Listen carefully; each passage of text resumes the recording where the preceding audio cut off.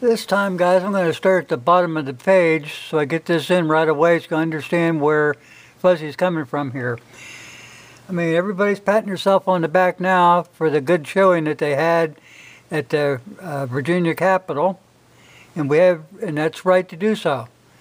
That was a good win. It was a small victory, but it was still a good win. But you've got to remember what's still going on over there. Even before they had the rally there on the 20th of January, they had passed more firearm laws. They've got more on the table. Now that's why I'm going to start here at the bottom. I want you to understand what you're going to get into. Excuse me. Finally, I'm not one to bring up Hitler at every turn, but there's something very eerie and familiar about the effort underway in Virginia to deny citizens or civilians the right to own certain firearms. Oh, I'm trying to get this zoomed in better. Within a week of assuming control of the lawmaking power in Germany, Hitler issued the following order regarding gun ownership. Now, each and every one of you guys listen to this. The units of the National Revolution, the SA, the SS, and the Stahlhelm offer every German man with a good reputation the opportunity to join their ranks for the fight. Therefore, whoever does not belong to one of these named units and nevertheless keeps his weapon without authorization or even hides it, it must be viewed as an enemy of the national government and will be held responsible without hesitation and with the utmost severity.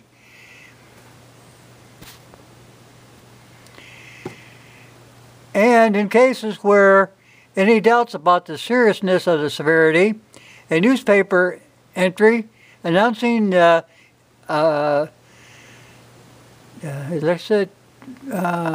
citizens, if we find military weapons or ammunition after the 31st of March, 1933, we will be forced to proceed ruthlessly. So learn from history, people, and don't allow tyrants to leave us deprived of the power to protect and preserve the liberty granted to us by God. Let's get back up here to the top of the page here.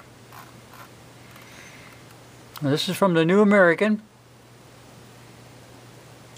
Governor calls for $4.8 million in an 18-man force to grab guns, and it sparks opposition. Well, yeah, it should. That should rattle your chains right there. So anyway, his proposed budget over there, Ralph Northam's proposed budget, demands for $4.8 million for an 18-person force to carry out his proposed assault weapon ban, and it's coming under fire from groups all across his state. In response to the governor's demand, pro-Second Amendment organizations are asking citizens of Virginia to attend public hearings, okay?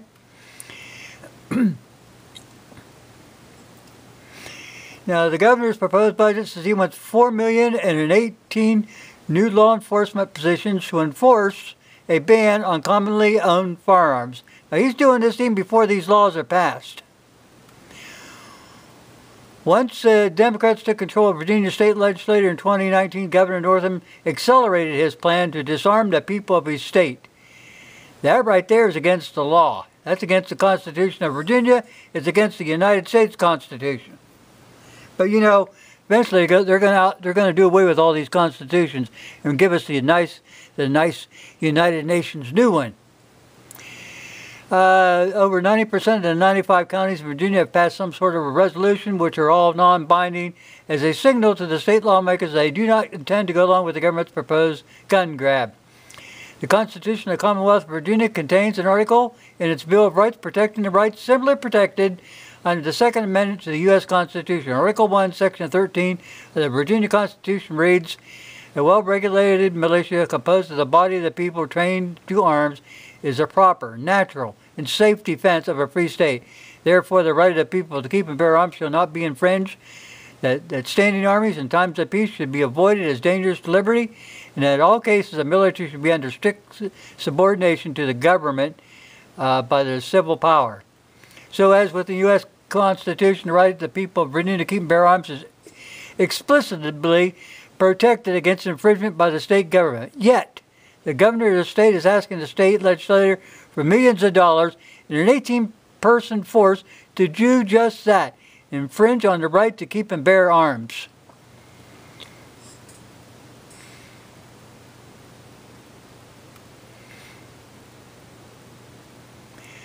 I'm telling you people, wake up and smell the roses. The number of extreme gun control proposals set to be voted on. It's vital that many people show up to the Capitol on January 20th and tell the governor, so on and so forth, you know, like we did.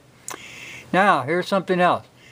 Not only does he have an urgency, and he demonstrates that he wants all this money, he wants that $4.8 million in an 18-man force.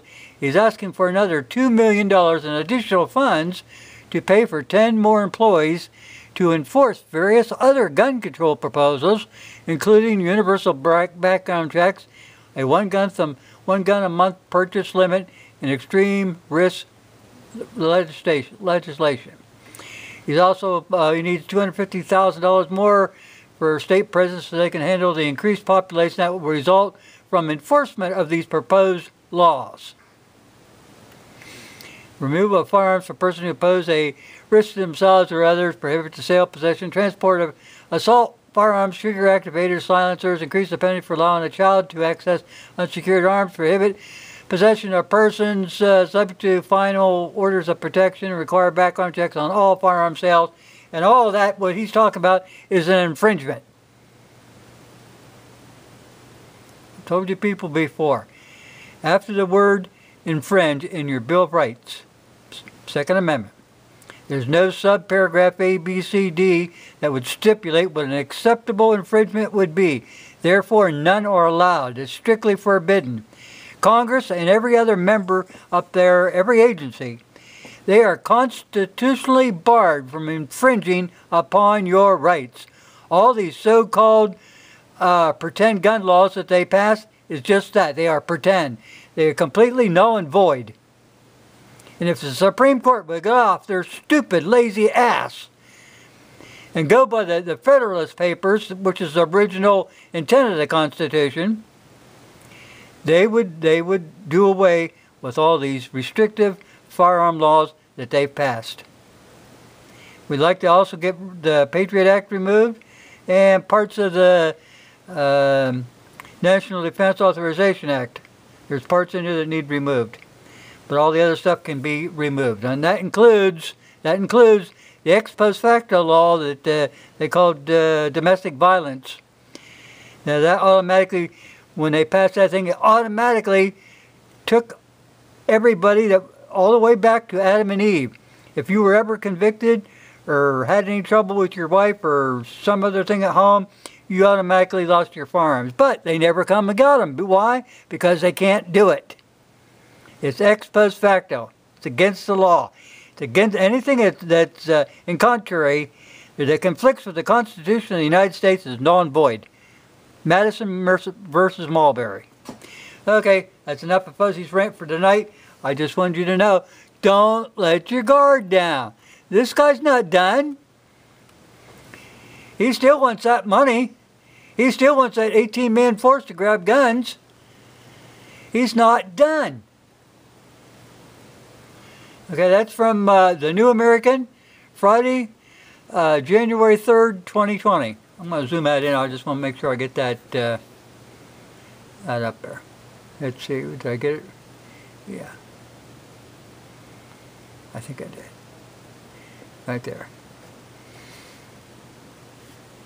Keep this stuff in your head. It's not done. It's not over.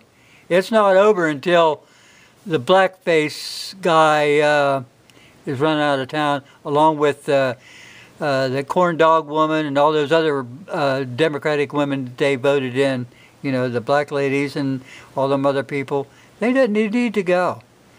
They're anti-American. They're anti-gun. They're anti-Constitution. They are pro-law breakers. They don't follow the law to any degree. They want you to, But something tells me that they don't have to. See, they're special. You know, they lick the windows on the little buses.